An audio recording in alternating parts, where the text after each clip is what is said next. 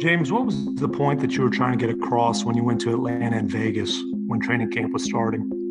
I was just training. What were you training for? It started the NBA season. How did going to Atlanta and Vegas help you there when the Rockets were starting training camp in Houston? Just my personal trainers. 1 month ago, I was a Paul George channel. 3 weeks ago, I was a Los Angeles Lakers channel. 2 weeks ago, I was a Ball family channel. And it appears as though this week, I am a James Harden channel. As the Houston Rockets situation becomes gradually more and more toxic, I can't help but feel a responsibility to deliver an explanation to my subscribers as to what is happening with James Harden and the Houston Rockets organization, and how things began to take a turn for the worst as more and more information has been divulged to us about how truly toxic the relationship between James Harden and the Houston Rockets has been. So what's going on, guys? Your boy Mike here, and before we get to the content, I just want to let you guys know we're giving away a PlayStation 5 to anyone that has subscribed and turned on my notifications on this channel. And if you want an additional entry, then just subscribe to my TheFlightMike TV channel. Only my TheFlightMike TV channel, by the way. Leave my NFL channel out of this. And follow us on Instagram and Twitter. Now that we got all that out of the way, cue the intro.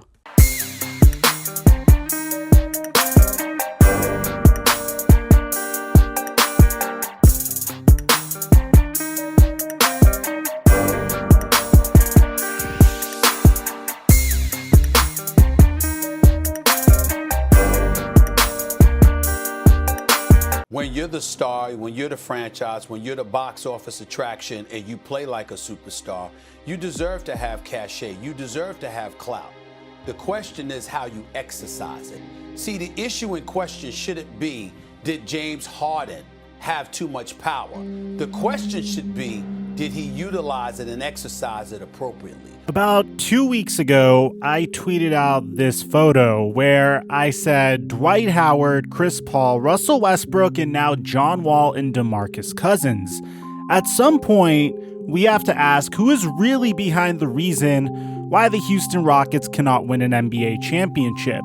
And at the time, most of you guys called me, for the most part, a hater for pointing the blame finger at James Harden as to him being the reason why the Houston Rockets were never able to win a championship. But you also can't help but wonder why so many future Hall of Famers decided to come to Houston, play with James Harden, and decided to move on from James Harden shortly after. Although I blame Dwight Howard for not really utilizing his offensive skill set properly, opting to post up as opposed to run pick and rolls with James Harden, and him eventually leaving the Rockets as a result of that. When you have a player like Chris Paul not being able to get along with James Harden, and then you have your former OKC Thunder teammate who acted like a professional but also was unable to get along with James Harden, then this is a situation that requires a little bit more digging. Now, this isn't to disrespect James Harden. He is one of the most unique talents that we have ever seen in NBA history. A player that could put up a 50-point triple-double, I don't care what type of offense you're running, is a player that deserves to be respected, especially if he's a consistent threat to do that on a regular basis. So in order to understand how truly toxic the culture in Houston has gotten, we need to dig into a ESPN article that was written by Tim McMahon that dives into the culture of the Houston Rockets ever since they began the James Harden era. This starts with the Houston Rockets having a mentality and a philosophy that pretty much summarizes their behavior over the past decade. 3 words: whatever James wants. And this got so extreme that unless they were on a front end of a back-to-back set, it was essentially a surefire thing that James Harden would stay an extra night in road trips in places like LA or Phoenix or other places that happen to have a robust club scene, let's just say, to enjoy himself. Now, if the Houston Rockets had 2 or 3 days between these games, it was a good bet that James Harden would call for an off day and charter a private jet to party in Las Vegas or another city.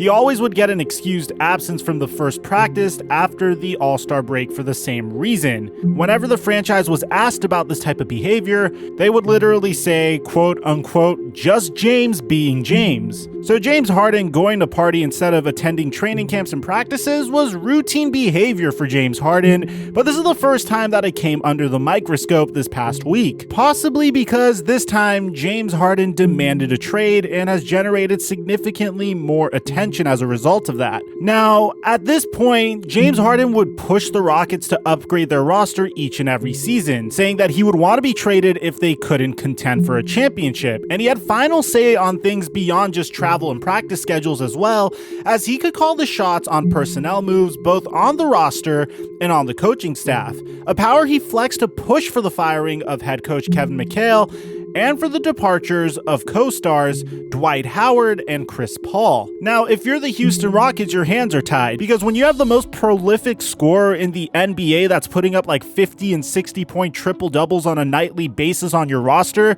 it's good business to do whatever it takes to keep this man on your roster.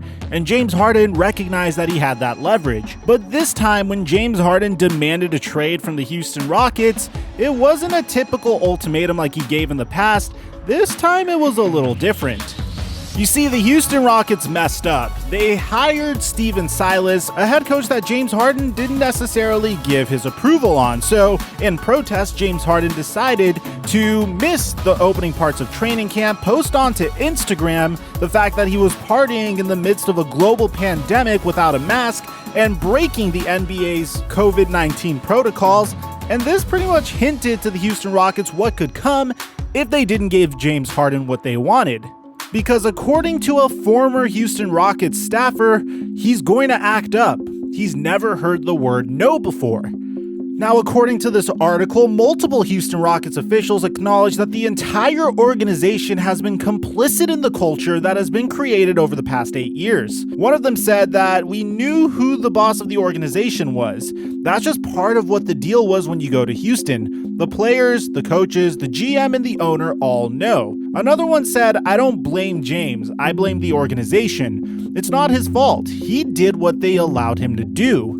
Now, at the same time, I understand if you're a Rockets fan, you could think, how on earth could the Houston Rockets allow this to happen? But at the same time, you have to understand where the Rockets were prior to the acquisition of James Harden. They were trending down the road of complete and utter irrelevance. Before the arrival of James Harden, they missed the playoffs in each of their previous 3 seasons. Since the acquisition of James Harden, they haven't missed the playoffs since. Daryl Morey made the move of his career when he traded Kevin Martin, a lottery pick in Jeremy Lamb, and a package of NBA draft picks to the OKC Thunder for the reigning 6th man of the year. There was a chance that he would become what he ended up becoming, but the odds of that weren't as high as you would have thought.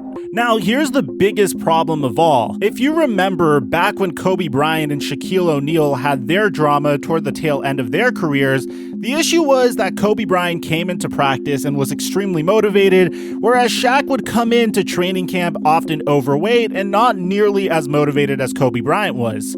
As a matter of fact, Kobe Bryant even famously said that if Shaq applied himself and had Kobe's work ethic, he would have 9 championships. Well, the same thing could be said about James Harden here. You see, James Harden finished as a top 3 candidate in the NBA MVP over the past 6 years. He provided Houston a realistic hope of contending that only a handful of teams have each and every season. He's also one of the NBA's most durable stars and routinely ranks among the league leaders in minutes, often plays through injuries, and typically has the highest usage out of any player in the entire NBA. Not only that, but he would play through sprained ankles, shoulder bruises, and other injuries that would cause stars to rest. So when you have a player that says, hey, I'm going to play through these injuries, but I'm going to go to the club whenever we have 3 days off, you're probably going to look the other way. Especially because James Harden is going to fly somewhere else to party during those multiple days off, and then he's going to come back and have a 50-point triple-double. At that point, your hands are kind of tied. What are you supposed to do? But you see, this type of behavior typically flies if you're the lone star on a roster that isn't necessarily trying to compete for an NBA championship.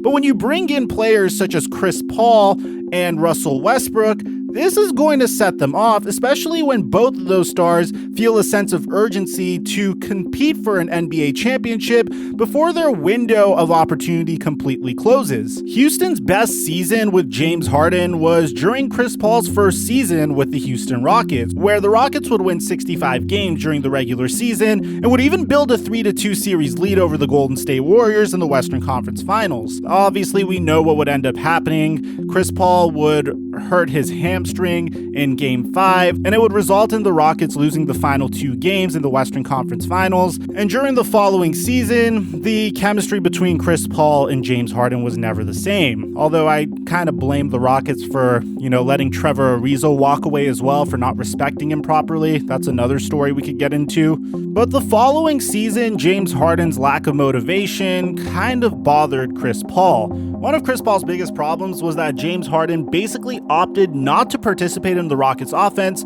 when the ball wasn't in his hands. Sometimes he would just barely step over half court and would just watch when Chris Paul had the ball and would run the pick and roll.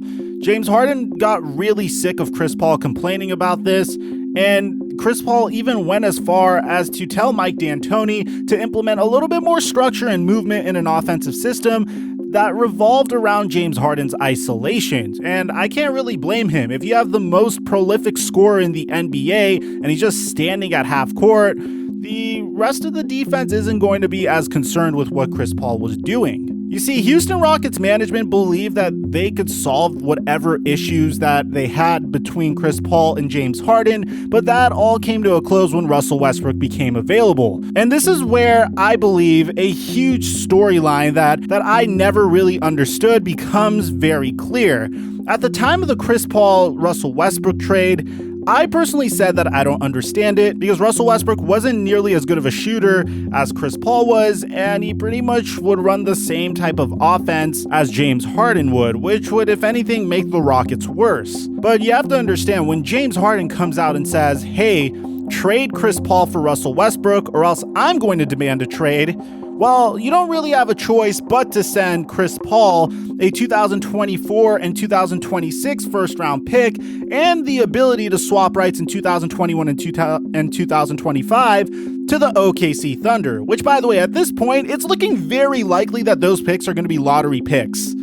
If you recall, Russell Westbrook would say frequently that he was not pleased with the fact that he wasn't able to play his game during the regular season with James Harden, and even before the trade happened, there were concerns about whether these two would fit together. Now, eventually, Russell Westbrook did have some good moments. There was a 2-month span where the Rockets completely switched to small ball, where Russell Westbrook would average 32 points, 8.2 rebounds, and 7 assists per game while shooting 53% from the floor. But even in that scenario, Russell Westbrook wasn't fully happy because the way things were run in Houston in of itself drove Russell Westbrook crazy. When Russell Westbrook was made the leader of the Oklahoma City Thunder, he pretty much ran the entire team as if they were a military unit. But the Houston Rockets were completely the opposite. You see, Russell Westbrook wasn't the type that tolerated tardiness, and with the Houston Rockets, there were a lot of times where players were tardy, especially James Harden. One Houston Rockets staffer said that nothing ever starts on time, the plane is always late, the bus is never on time, it's just an organized AAU team. On one occasion in the Florida bubble, James Harden waited to get his daily COVID-19 testing until just before the Rockets' film session was scheduled to start. When he wasn't on time, Westbrook would yell, "Start the film, start without him," and then Mike D'Antoni explained that they just have to start over when James Harden arrived, which didn't do much to make Russell Westbrook relax. So when ultimately both of these stars wanted out, it's no wonder why Daryl Morey opted to resign. Because there's nothing more that Daryl Morey could do.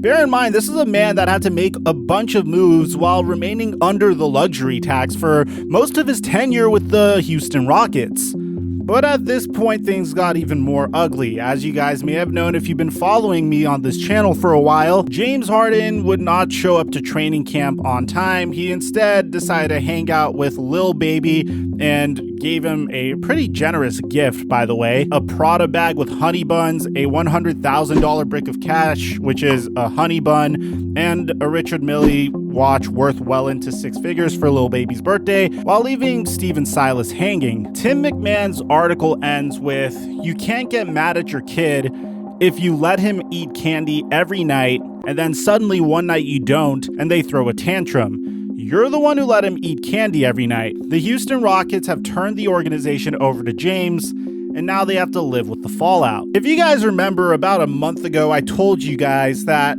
the Houston Rockets need to trade James Harden while his value is at an all-time high before information like this comes out. Well, it appears as though the information came out, and now James Harden's trade value may take a tumble, because at this point, the Houston Rockets may just want to trade James Harden just to get out of this toxic situation. So let me know, Rockets fans, let me know, James Harden fans, what would you have done differently if you were the Houston Rockets? If you were in their situation, you were about to dive into irrelevance, but you have this one individual bail you out, and the reason and the way you kept him happy was by pretty much giving him whatever he wanted. What would you have done differently in order to maintain his happiness or to discipline James Harden a little bit better? Would you have traded James Harden away sooner, or would you have got him a different star that could potentially work out with him? Maybe his head coaching staff wasn't the proper head coach for him, and do you also blame his old general manager Daryl Morey for moving on from him? Because bear in mind, Daryl Morey still is interested in trading for James Harden, so it's not like he is impossible to work with. It's just the culture in Houston is very interesting, to say the least. I'm your boy, TheFlightMike, and I'm dropping our mic until our next upload.